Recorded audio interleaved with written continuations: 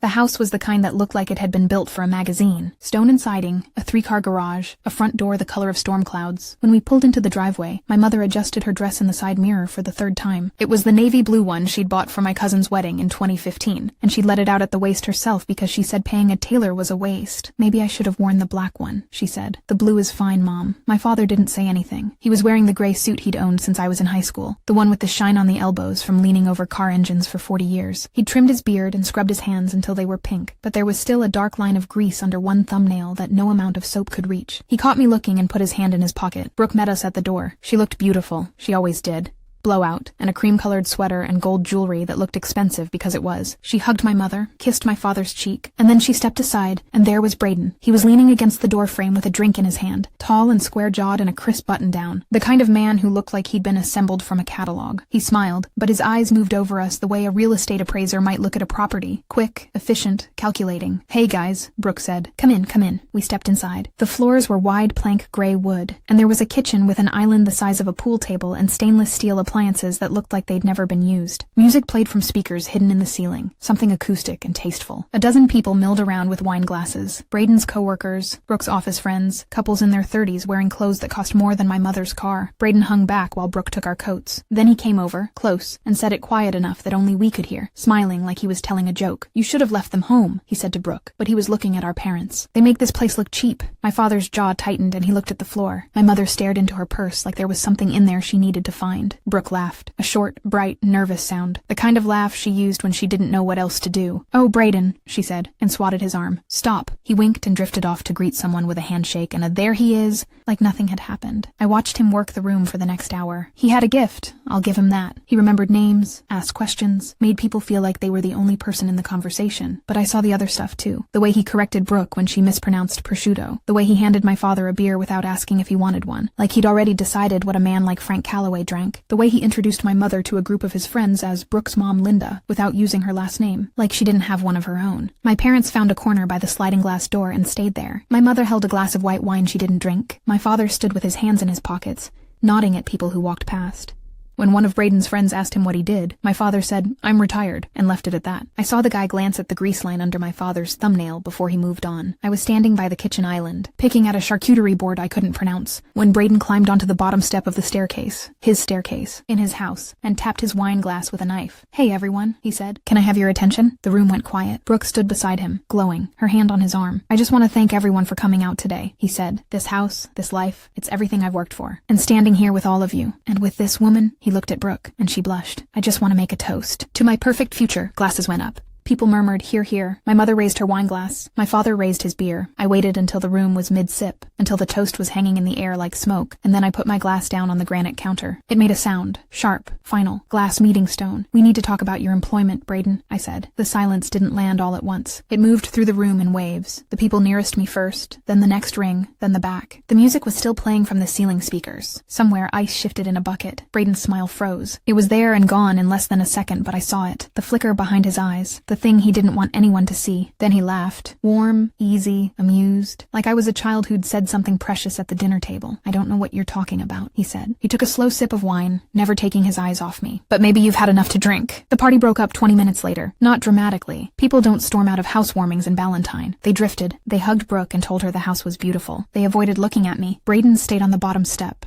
wine glass in hand, smiling and shaking hands like nothing had happened, like I was a relative who'd had one too many and could be politely ignored.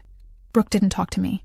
She gathered empty cheese plates and carried them to the kitchen, her back rigid, and when I tried to help, she said, "I've got it," without turning around. My parents stood by the door like they were waiting for a bus. My father had his coat over his arm. My mother's purse was clutched in both hands. "I'll drive you home," I said. "We can take our own car." "Sweetheart," my mother said. "Mom, let me drive you." Braden found me in the hallway while Brooke was in the bathroom. He didn't touch me. He just stood close enough that I could smell his cologne, and his voice was low and even. "That was a stupid thing to do," he said. "Was it? You're upset. You've had a stressful year, with the breakup and everything. yelling. But this isn't the time or place. Don't do that, I said. Don't therapize me. I'm just saying, you were fired from Viridian 3 months ago. His expression didn't change. If anything, he looked bored. I left Viridian. There's a difference. I'm between roles. Brooke knows. Ask her yourself. Between roles doesn't involve a termination letter, Braden. That got him. A small tightening around the eyes. I don't know where you're getting your information, but you should be careful about who you listen to. People get sued for spreading false information. He smiled. It didn't reach his eyes. Brooke and I have an understanding about my career. She supports me. Maybe you should try supporting your sister instead of embarrassing her in front of her friends.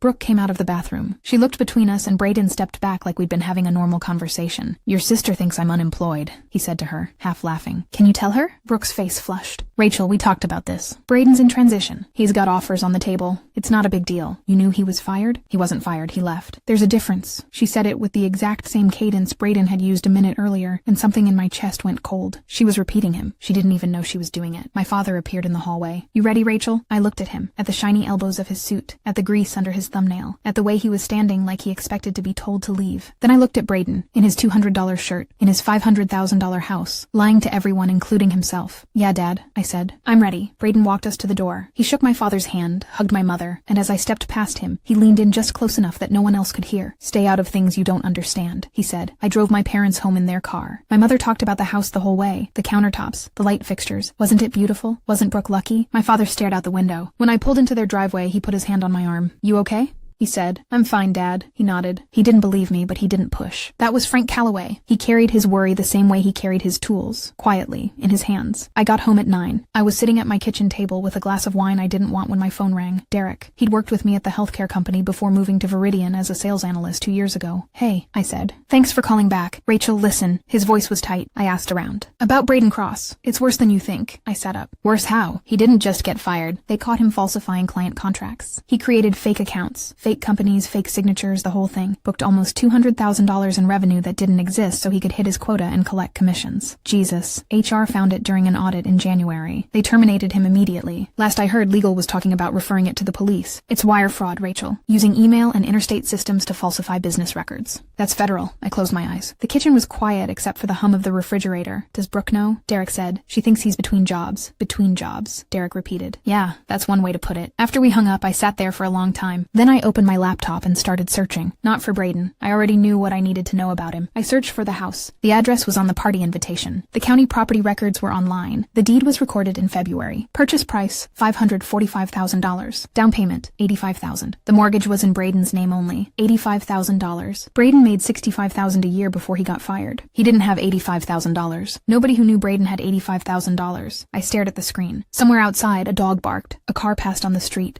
The money came from somewhere, and I was going to find out where. Jenna showed up at my apartment at 8 the next morning, with 2 coffees and a laptop bag the size of a suitcase. She was wearing sweatpants and a Wake Forest hoodie, and her dark hair was in a bun that looked like it had been assembled in the dark. Okay, she said, setting up at my dining table like she owned the place. Talk to me. I told her everything. The housewarming, the comment about my parents, the toast, what I'd said. I told her what Derek had said about the fake contracts and the fake revenue. I showed her the property records. Jenna whistled. $85,000 down. On a $65,000 salary. That's not savings. That's someone else's money. His parents, maybe? Maybe. Let's find out. Jenna was a research analyst. She could find a needle in a haystack if the needle had ever touched a computer. While I made toast, she pulled up the county assessor's records for Gaston County and started cross-referencing. Ronald and Diane Cross, she said. Gastonia. Bought their house in 1992 for $89,000. Current assessed value around $160. She clicked. And look at this. A home equity line of credit opened 6 months ago. Initial draw, $85,000. I sat down. They took out a loan on their house and gave Braden the down payment. Looks like it. The loan is in Ronald and Diane's names. The wire went to an escrow account for the house purchase. Braden's name isn't on the HELOC. Did they know what they were signing? That's between them and their son. But $85,000 on a house worth $160? That's more than half their equity. If he doesn't pay that back, they lose the house. We kept digging. The credit cards came next. 3 accounts, all opened in the last 4 months. All joint between Braden Michael Cross and Brooke Elizabeth Calloway. 1 Visa, 1 MasterCard, 1 store card for a furniture place. Total balance, $23,400. Minimum payments on 2 of them were 60 days past due.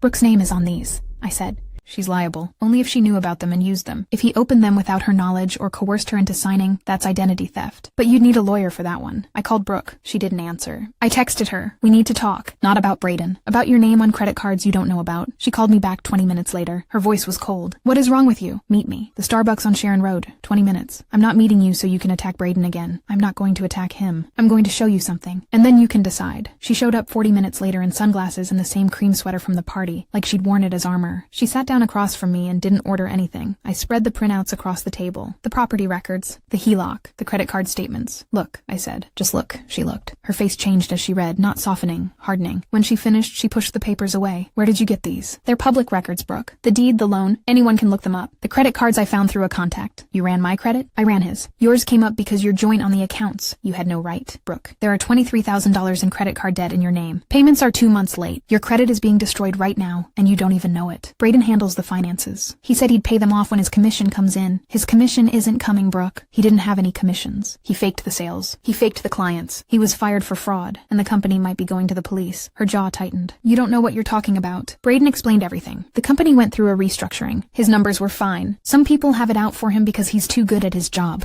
Too good at his job? He invented $200,000 in fake revenue. Stop it! People at the next table looked over. Brooke lowered her voice. Just stop. This is exactly what you do. You find something wrong with every person I date. You did it with Tyler, you did it with Marcus, and now you're doing it with Brayden. You know why? Because you're alone. Your engagement fell apart, and you can't stand to see me happy. That landed. I sat back. This isn't about me. It's always about you. You and your opinions, and your research, and your need to be right about everything. She gathered the printouts and shoved them back at me. You want to know what I really think? I think you're jealous. I think you're jealous that I got out. That I have the house and the ring and the life, and you're sitting in your one-bedroom apartment judging everyone. She stood up. I stood up too. Brooke, wait. You sound just like them, you know. Her voice cracked, but she didn't cry. Mom and Dad, small-town thinking. Small-town people who can't stand to see someone make it out. She walked out. I watched her through the window as she got into her car, the used Honda she'd bought with her own money. The one Brayden said was temporary, and drove away. The envelope was in my mailbox when I got home. No stamp, no postmark. Hand-delivered. My name on the front in Brooke's handwriting. Inside was a document. 8 pages. A postnuptial agreement. It said that upon marriage, all assets, income, and property acquired by either party would be under the sole management and control of Brayden Cross. It said Brooke waived her right to any equitable distribution in the event of divorce. There was a sticky note on the last page, in Brayden's handwriting, not Brooke's, for your sister to sign before the wedding. No need to make a big deal out of it. I stared at that note for a long time. Then I picked up my phone and called my mother. Mom, I said, I need to come over, and I need you and Dad to listen to me without telling me to let it go. My parents lived in the same 3-bedroom ranch where I'd grown up, on a street where every house had a driveway and a mailbox and a tree that dropped leaves in the fall. The carpet was original from 1998, and the kitchen had been updated once, in 2006, with granite look laminate that my mother was still proud of. It wasn't much. It was paid for. My father was in the garage when I got there, sitting on a stool with a beer, wiping down a set of sockets he'd owned since before I was born. The garage smelled like motor oil, and the cedar chips he used in the dog bed, even though the dog had been dead for 6 years. He didn't look up when I came in. Mom inside, making meatloaf. I pulled another stool next to him and sat. We sat in silence for a while, listening to the radio. Old country, the station he'd listened to since I was a kid. Dad, I said, I need to ask you something, and I need you to be honest with me. About what? About Brayden. About how he treats you and Mom. He kept wiping the same socket. He treats us fine, Dad. He stopped. He put the socket down and looked at his hands. Big, knuckly, permanently stained around the cuticles. What do you want me to say, Rachel? I want you to tell me the truth. He was quiet for a long time. The radio played a song about a truck and a woman and a road. Then he said, he corrects her. Your mother. She says ain't, or she says library, instead of library. And he corrects her. In front of people, like she's a child. I felt something hot move through my chest. He calls me the mechanic. Frank went on, introduces me to his friends. This is Brooke's dad. He's a mechanic. Like that's all I am. Like fixing things for 40 years so my girls could have shoes is something to be ashamed of. He picked up another socket. I offered to fix the garbage disposal at the new house. Thing was installed wrong. I could have fixed it in 20 minutes. He said, that's all right, Frank. We have professionals for that. Professionals. He said the word like it was something bitter. The door from the kitchen opened. My mother stood there in an apron, holding a wooden spoon. She'd been listening. He told me my dress was too tight. She said quietly. At the engagement party, in front of his mother. He said, Linda, did you mean to wear that? And like I was a stain on his carpet. Mom, we didn't say anything because Brooke is happy. Her voice wavered. She's happy, Rachel. For the first time in her life, she has something nice. And she's happy, and we weren't going to ruin it. The $5,000, I said. The wedding gift. Where did that come from? Linda looked at Frank. Frank looked at the floor. Savings, Linda said. Your savings. The $12,000 you had. Brooke needed it for the deposit on the venue. They don't pay you much at the grocery store, And Frank's back. You gave her almost half of everything you have. She's our daughter, Frank said. Like that settled it. And maybe it did. Maybe that was the whole problem. They gave and gave and gave. And Braden took and took and took, and no one said a word because that's what you did for family. I went inside and stood in the kitchen doorway. The refrigerator was covered in school photos, magnets from Myrtle Beach, Brooke's graduation announcement, my college degree taped up crooked. On the counter was a framed photo I'd seen 1,000 times but never really looked at. Frank, maybe 35, in a grease-stained work shirt, holding Brooke on his shoulders. She was about 3, laughing, her hands in his hair. He was looking up at her like she'd hung the moon. I showed my mother the postnuptial agreement. She read it slowly, her lips moving, and when she got to the part about waiving equitable distribution, she sat down at the kitchen table. She can't sign this, she said. She hasn't yet. She can't. I know, Mom. My father came in from the garage. He read the agreement over her shoulder, and when he finished, he didn't say anything for a long time. Then he said very quietly, maybe he was right. About what? Maybe we don't belong in a place like that. I looked at him, at the grease in his cuticles, the shine on his suit elbows, the way he'd spent 40 years on his back under cars so his daughters could go to college. I thought about Braden in his crisp shirt, correcting my mother's grammar, calling my father the mechanic, handing my father a beer like he was a guest in his own daughter's life. You belong anywhere you want to be, Dad, I said. He's the one who doesn't belong. My phone buzzed. A number I didn't recognize. Area code 704 Gastonia Exchange. Hello? Is this Rachel Calloway? A woman's voice, older, with a slow North Carolina drawl. This is Diane Cross, Braden's mother. I sat up straight. My mother looked at me. I've been trying to reach my son for 3 months, Diane said. He won't return my calls. He won't answer my texts. I don't know where he is or what he's done with the money we gave him. And I'm scared, Rachel. I think something is very wrong. I closed my eyes. Mrs. Cross, I said, I think we need to meet. Gastonia was 30 minutes west of Charlotte on I-85, but it felt like a different decade. The downtown was a stretch of brick storefronts, some occupied, some not, with a diner on the corner that had been there since 1962. I found Ron and Diane Cross in a booth by the window. Diane stirring a cup of coffee she hadn't touched, Ron turning a salt shaker in his hands. They were older than I expected, not in years, but in the way people get old when they've worked hard their whole lives and didn't quite get ahead. Ron was broad-shouldered and thick around the middle, with a white crew cut and a veteran's cap on the table beside him. Diane had permed gray hair and reading glasses on a chain around her neck, and she wore a floral blouse that had been ironed so many times the collar was starting to fray. They looked like my parents. That was the first thing I noticed. They looked like Frank and Linda. I slid into the booth across from them. Mrs. Cross, Mr. Cross, thank you for meeting me. Ron, he said. Call me Ron. He had a deep voice, rough around the edges, the kind of voice that had spent 30 years carrying mail in all weather. Diane, you want another coffee? I'm fine. The waitress came and I ordered sweet tea. Then I put my phone on the table and opened the photos Brooke had posted. The house, the ring, the two of them at some restaurant with white tablecloths. Diane picked up the phone. She held it close to her face, squinting through her reading glasses. That's Braden, she said. That's our boy. She looked at the house. Where is this? Ballantyne, in Charlotte. He and my sister bought it. They're engaged. Diane's hand started to shake. She set the phone down. Engaged? He's engaged? You didn't know. We didn't know. Ron's voice was flat. We didn't know he had a girlfriend. We didn't know he bought a house. We thought he was in Dallas. Dallas. He called in January. Said his company was sending him to Dallas for a big project, that he'd be traveling, that he might not be able to call much. Said he needed us to wire him the investment money to a business account. He paused. $85,000. We took it out of the house. He said it was a sure thing. Said he'd double it by the end of the year. Ron, Braden was fired from his job in January. He didn't go to Dallas. He stayed in Charlotte. He used your money as a down payment on a $500,000 house. The salt shaker stopped turning. Ron stared at me. Diane put her hand over her mouth. He was what? Fired for falsifying sales records. The company is considering pressing charges. Diane made a sound, half gasp, half sob. Ron put his hand on her arm but kept looking at me. That's a strong accusation. I have the termination letter. I have the property records. I have the HELOC documents from your house. I'm not making this up. The waitress brought my tea. Nobody spoke until she was gone. Diane wiped her eyes with a paper napkin. He changed, she said. In college. He went to Chapel Hill and he came back different. Started correcting our accents. Said y'all made us sound ignorant. Wouldn't bring his friends home because he said the house was depressing. His own house. Her voice broke. We raised him in that house. He was always ashamed, Ron said quietly. Of us. Of where he came from. We thought if we gave him the money, if we helped him get ahead, he'd, I don't know, come back around. He told us the money was an investment, Diane said. He said he'd pay us back with interest. Said we could retire early. Can you retire? They looked at each other. The HELOC payment is $1,100 a month, Ron said. My pension and Social Security cover the mortgage and the bills, but the equity loan. We're dipping into the last of our savings to make the payments. If he doesn't pay it back, he didn't finish. I showed them the credit card statements, the postnuptial agreement. Diane read them with her mouth set in a line. When she got to the end, she took off her reading glasses and folded them carefully. Your sister, she said. Does she know? She knows some of it. She doesn't believe it yet. Girls like her, Diane said. And then she stopped. Girls like us. We believe them because we want to. We want the house and the ring and the man who talks nice. We want it so bad we don't look at what's right in front of us. Ron was quiet for a long time. He looked out the window at Main Street, at the boarded-up hardware store and the barber shop with the striped pole. Then he said, there's something else. I waited. did. There was a girl before. In Raleigh. 5 years ago.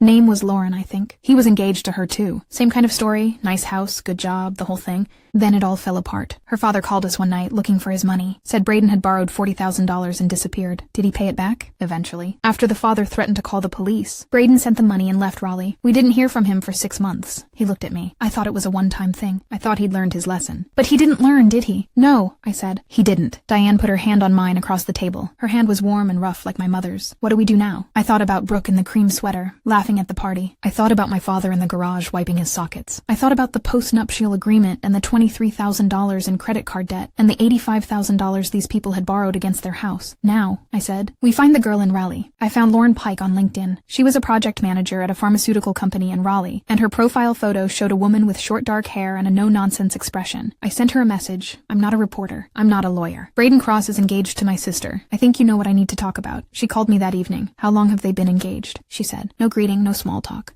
Since December. House. Bought it in February. Valentine. She sighed. It was a tired sound, like she'd been expecting this call for 5 years. Let me guess. He's in sales. Director level, supposedly. Makes a ridiculous amount of money. Talks about his perfect future. I close my eyes. Yes, here's what's going to happen. He's going to tell your sister that you're jealous, that you're unstable, that you're trying to ruin her happiness. He's going to isolate her from your family. He's going to control the money. And then one day she's going to find a letter or a phone call or a bank statement, and the whole thing is going to fall apart, and she's going to be left with debt, and a story she can't tell anyone because she's too embarrassed. Can you tell me what happened? With you? She told me. She was 28 when she met Braden. She'd grown up in a trailer outside Fayetteville, worked her way through NC State, and when Braden showed up with his nice suits and his nice car and his nice stories, she thought she'd won. They moved into a townhouse in Cary. He talked about weddings and vacations and a future she'd never allowed herself to imagine. Then the calls started. Credit card companies, a bank she'd never heard of, her parents, asking when they'd get their $40,000 back. I didn't know about the credit cards, she said. He opened them in both our names, said they were joint household accounts. I never saw the statements. By the time I found them, there was $31,000 on them. The $40,000 from your parents? He said it was an investment, a startup he was consulting for.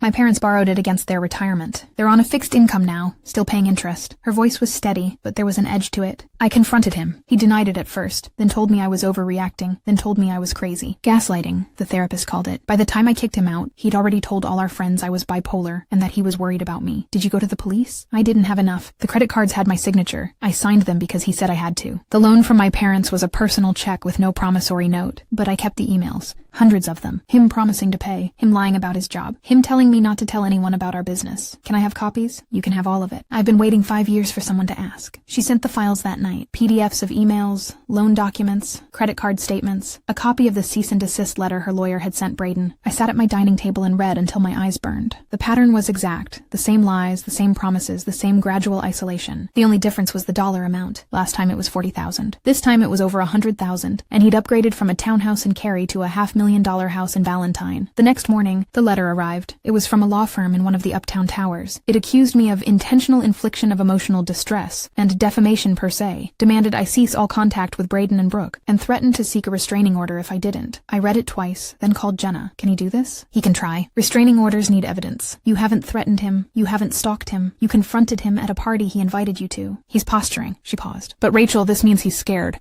People don't send lawyer letters when they're innocent. They send them when they're cornered. That afternoon, my mother called. She was crying. Braden had called the house. He'd told her I was having a breakdown, that I'd been harassing him for weeks, that he was worried about my mental health. He'd suggested they encourage me to seek help. He was so polite, my mother said. He sounded so concerned. Your father almost believed him. Almost? Your father said, and I quote, "That boy is lying through his teeth and he's good at it." I almost smiled. Almost. I tried Brooke again. Text after text, call after call. She didn't answer. I drove past the house once and saw her car in the driveway and Braden's car in the garage, and I kept driving because Jenna had told me very firmly not to get arrested for trespassing. That night, I sat on my couch with the TV off and the Lauren files spread out on the coffee table, and I wondered if I'd made everything worse, if I'd pushed Brooke closer to him, if I should have stayed quiet and let her figure it out on her own. At 11 o'clock, my phone rang. Brooke. I answered on the first ring. Brooke, don't talk. Just listen, she was whispering. Her voice was thick, like she'd been crying. I found something. In his briefcase. He forgot the combination today, and I saw it when he was in the shower. Rachel, there are letters. From a company, Viridian. They say he was terminated. They say he did things with client accounts. And there are credit card bills with my name on them that I never opened. Brooke, listen to me. There's more. There's a bank statement from an account in Gastonia, with his parents' names on it. There's a transfer for $85,000. Rachel, what is happening? What has he done? I stood up and grabbed my keys. I'm coming to get you. No, don't come here. If he sees you, Brooke. Brooke, pack a bag, just a bag. I'll be outside in 20 minutes. Don't sign anything. Don't confront him. Just get your things and wait for me. A long pause. Then very small. Okay. I made it to Ballantyne in 18 minutes. The house was lit up, the porch light on, the living room glowing through the front window like a television commercial for the perfect life. I parked down the street and texted Brooke. Here. 5 minutes passed. 10. The front door opened and she slipped out, carrying a duffel bag, wearing sweatpants and flip-flops, no makeup, her hair pulled back. She looked like a different person from the woman at the housewarming. She looked 27 and scared. She got in the car and didn't say anything until we were 3 blocks away. Drive, she said. I drove. We ended up in the parking lot of the closed Starbucks on Sharon Road,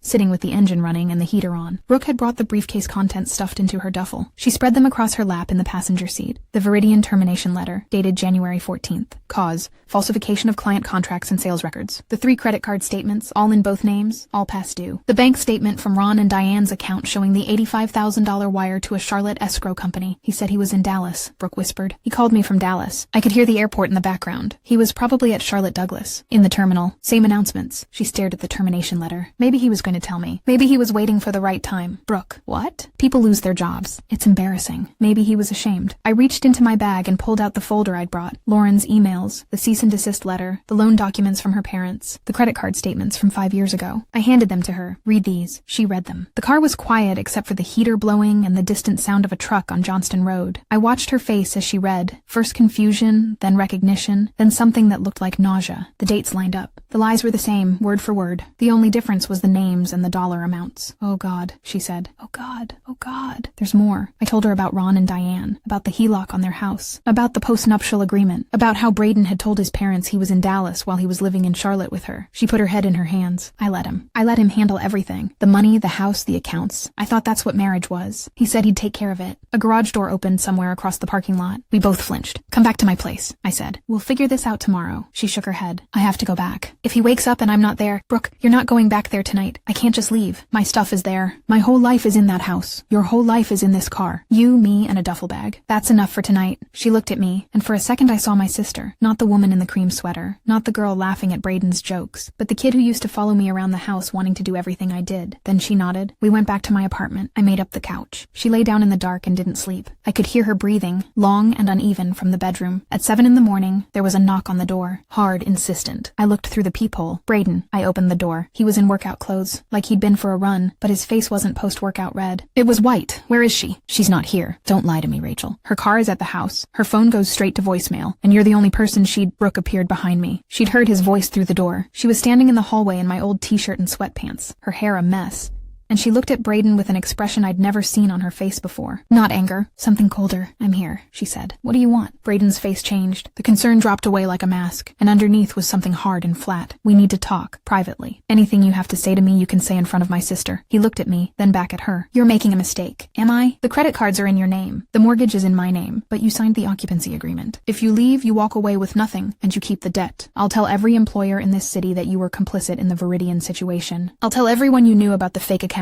You'll never work in marketing again. Brooke flinched like he'd hit her, but she didn't look away. The house is in my name, he continued, his voice low and precise. The accounts are in my control. You don't have a lawyer. You don't have money, and you don't have a leg to stand on. So go pack your things, come home, and we'll pretend this never happened. I stepped forward. You forged credit card applications in her name. That's identity theft. Your parents' $85,000 is wire fraud, and Lauren Pike in Raleigh has 5 years of emails that show a pattern. You're not in a position to threaten anyone. Something shifted in his face. Fear, maybe, or just the realization that I knew more than he thought, but he covered it fast. You're going to regret this, he said to me. Then he looked at Brooke. Both of you. He turned and walked away. I closed the door and locked it. Brooke stood in the hallway, and her legs gave out. I caught her and helped her to the couch. I don't have any money in my own name, she said, and her voice was barely a whisper. Everything, all our accounts, he controls them. I can't even leave. You already left, I said. You're here. The rest is paperwork. I took Brooke to my parents' house that afternoon. She didn't want to go. She said she couldn't face them, couldn't look them in the eye after the way she'd acted, but I told her she didn't have to say anything. She just had to be there. Frank was in the garage when we pulled up. He saw Brooke get out of the car with her duffel bag, saw her face, and he didn't ask any questions. He just wiped his hands on a rag and said, "You hungry?" She shook her head. "Spaghetti's on the stove," he said. "It'll be there when you are." Linda came out of the house and stopped on the porch when she saw Brooke. For a second nobody moved. Then Brooke said, "Mommy," and her voice broke on the word, and Linda came down the steps and held her in the front yard like she was 7 years old again. I left them there and went inside to call Jenna. We spent the next 4 hours organizing everything into a single file: the Viridian termination letter, the fake client contracts,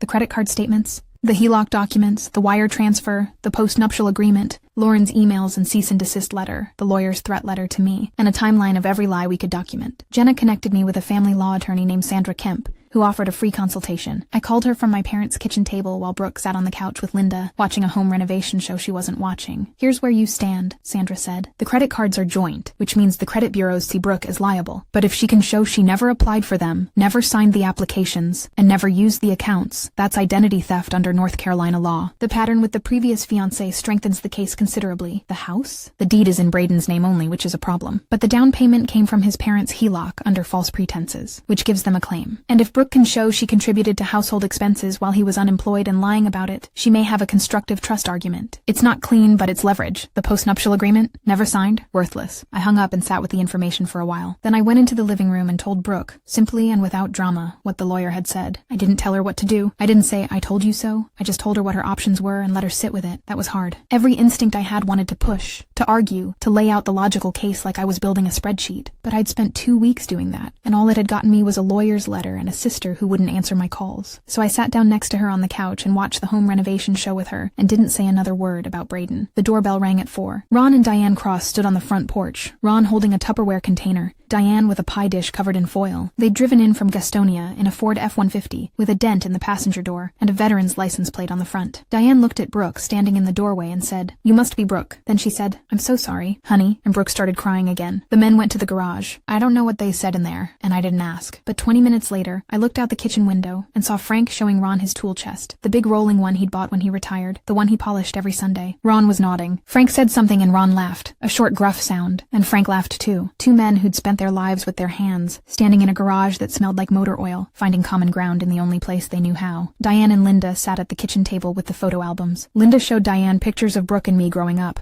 Halloween costumes, soccer games, high school graduations. Diane showed Linda photos of Braden as a boy, before the nice suits and the catalog smile. Little Braden in a baseball uniform, missing his 2 front teeth. Braden at the beach, covered in sand. "He was a sweet boy," Diane said, turning a page. "I don't know where that boy went." Linda put her hand on Diane's arm. "I don't think he went anywhere. I think he just got lost." At 6 o'clock, my phone rang. Braden. I almost didn't answer, but something in me wanted to hear his voice now, from a position of strength instead of fear. "Where is she?" he said. His voice was different. Not controlled. Not charming. Raw, tight, fraying at the edges. "Where is Brooke?" I looked around the room. Frank and Ron were coming in from the garage. Linda and Diane were at the table. Brooke was on the couch sitting up now watching me. Jenna was on her way with the evidence file. Everyone was here. Everyone who mattered. "We're all here, Braden," I said. "At my parents' house. All of us. And we need to talk about your employment." Again, silence on the other end. I could hear him breathing. "Tomorrow," he said finally. "At the house." 6 o'clock. 6 o'clock, I said. "We'll be there." I hung up. The room was quiet. Frank looked at me and nodded once. Ron adjusted his veteran's cap. Diane squeezed Linda's hand. Brooke stood up from the couch. "I'm coming too," she said. "I know," I said. We got to the house at 5:45. Brooke used her key. The house was exactly as she'd left it 2 days ago. Wine glasses by the sink from the party, a throw blanket folded over the couch, the kitchen island still clean enough to eat off of. It looked like a showroom. It had always looked like a showroom. Jenna arrived with the evidence file, color-coded and tabbed, because that was Jenna. She set it on the dining table and gave Brooke a long look. "You sure about this?" Brooke nodded. She was wearing jeans and a blouse of mine that didn't quite fit, and she had no makeup on, and she looked younger and older than I'd ever seen her. We arranged ourselves in the living room, Frank and Linda on the sofa, Ron and Diane in the armchairs, Brooke by the fireplace, Jenna at the dining table with the file, me standing by the kitchen island where I'd stood at the party. Nobody turned on the TV. Nobody made small talk. The ceiling speakers were off, and the house was so quiet I could hear the refrigerator hum. Braden came in at 6 on the dot. He opened the front door with his key, stepped inside, and stopped. He looked at the living room, at all of us, and his face did something complicated. Calculation, then dismissal, then something that might have been fear, quickly buried. "What is this?" he said. "Not a question." "Sit down, Braden," I said. "I'm not sitting down in my own house while you stage an intervention. Your name is on the mortgage," Ron said. His voice was heavy and flat, like a door closing. "The down payment came from my house, my retirement. So, maybe you ought to sit down and listen to what your mother and I have to say." Braden looked at his father, really looked at him, maybe for the first time in years. Then he pulled out a chair at the dining table and sat. I started with the termination letter. I put it in front of him. Viridian Sass. January 14th. Fired for falsifying client contracts and creating fake accounts to inflate revenue. $200,000 in commissions you didn't earn. I was wrongfully terminated, he said. The company had it out for me. I'm suing? No, you're not, Jenna said. She slid a document across the table. This is the internal audit report. It has your IP address,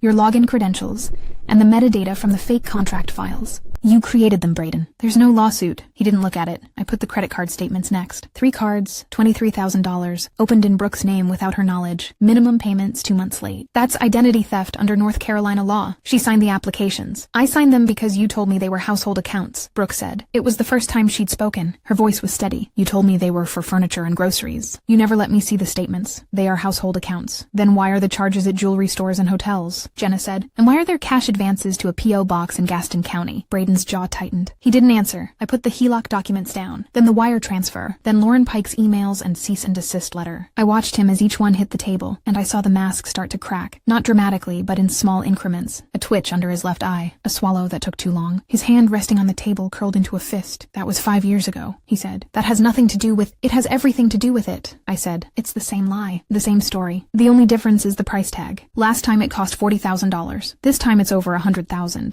And you put 2 families' retirements on the line. That's enough. You told your parents you were in Dallas. You were in Charlotte. You told Brooke you were between jobs. You were fired for fraud. You told everyone you were a director. You were a sales rep making $65,000 a year. I said that's enough. He stood up fast, the chair scraping against the hardwood. His face was red, his hands shaking. You don't know what it was like, growing up in that tiny house in Gastonia, driving that piece of crap Escort, everyone knowing my dad carried mail for a living. I worked harder than all of you. I put myself through school. I deserve this house. I deserve this life. The room was silent. The ceiling speakers hummed with nothing. Somewhere outside, a lawnmower started. Then Frank spoke. He didn't stand up. He didn't raise his voice. He just sat on the sofa in his work boots and his flannel shirt, and he said, I carried a wrench for 40 years so my girls could have what I didn't. I came home with grease in my ears and my back so bad I couldn't sleep. And I never once complained, because that was my job. You carried a lie. He looked at Brayden with eyes that weren't angry, just tired. That's the difference. Brayden stared at him. His mouth opened and closed. For the first time all night, he had nothing to say. Diane was crying quietly. Ron put his hand on her shoulder but didn't take his eyes off his son. Brooke stood up. She walked to the table and stood across from Brayden. The wedding is off. I want you to sign a quitclaim deed transferring the house to me. I want you to sign documents acknowledging the credit cards were opened without my consent. I want you to sign a promissory note to Ron and Diane for the $85,000. And I want you out of this house by tomorrow night. Brayden laughed. It was a broken sound. Or what? Or we take all of this to the police, to Viridian's legal team, and to the Attorney General's office. Identity theft, wire fraud, and a pattern of financial exploitation across 2 states. I paused. Lauren Pike already said she'll testify. He looked at me. He looked at Brooke. He looked at his father, who wouldn't meet his eyes. Then he sat down. Jenna had the documents ready. He read them slowly, his lips moving, and then he signed each one. His hand was shaking so bad the signature looked like an old man's. When he was done, he stood up. He walked up the stairs and came down 10 minutes later with a suitcase. He didn't look at any of us on his way to the door. Brayden, Diane said. He stopped, but he didn't turn around. We'll figure out the money, she said. You're still our son. He stood there for a long time. Then he opened the door and walked out. The front door closed behind him, soft and final. Brooke stood in the kitchen, in the beautiful kitchen with the island the size of a pool table and the appliances that had never been used. And she looked around like she was seeing it for the first time. I don't even like this house, she said. The house went on the market the following week. It sold in 9 days, which the real estate agent said was a record for the neighborhood.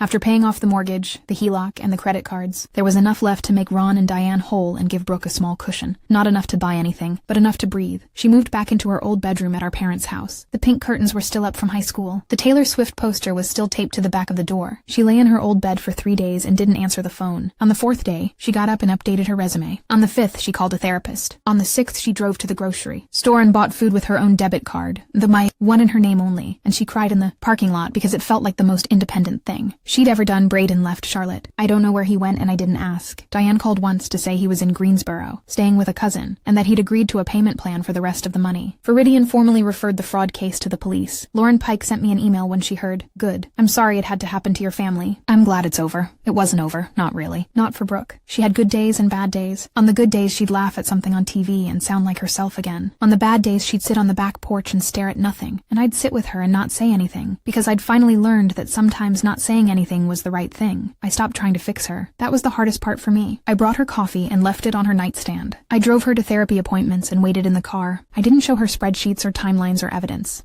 I just showed up. 3 weeks after the night at the house, it was Sunday. My father was in the backyard at his rusted charcoal grill, cooking burgers the way he always did. Too charred on the outside, pink in the middle, slathered in a barbecue sauce he'd been buying from the same roadside stand since 1998. He was wearing a faded Panthers t-shirt, a baseball cap from the auto shop where he'd worked, and flip-flops. His hands had grease on them from seasoning the grill, and he wasn't wearing the suit. My mother was in the kitchen making potato salad, the kind with too much mayonnaise and paprika on top. Brooke was setting the table on the back patio, paper plates, plastic cups, a roll of paper towels.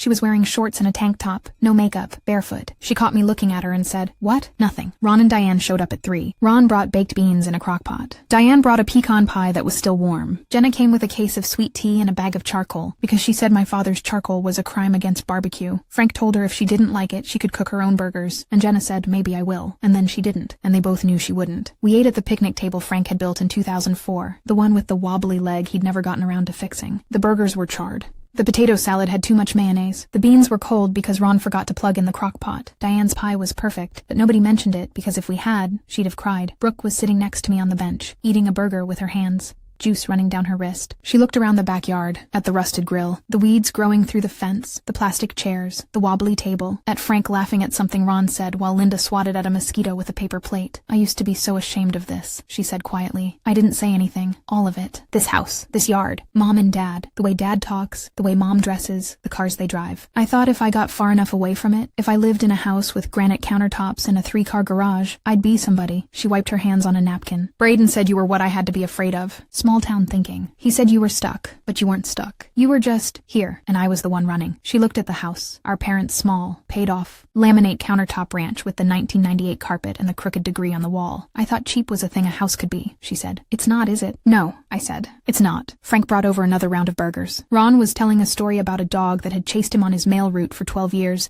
and then bitten him on his last day of work. And Diane was saying, "Ronald, don't tell that story at the table." And Linda was laughing so hard she was snorting. And Jenna was taking a video because she said nobody would believe this was real. I sat on the bench with my sweet tea and watched them. I didn't check my phone. I didn't organize anything. I didn't make a list or a timeline or a plan. I just sat there in the Carolina sun with the smell of charcoal and the sound of my family being loud and messy and real. And for the first time in a long time, I didn't feel like I had to hold anything together. Some things held together on their own.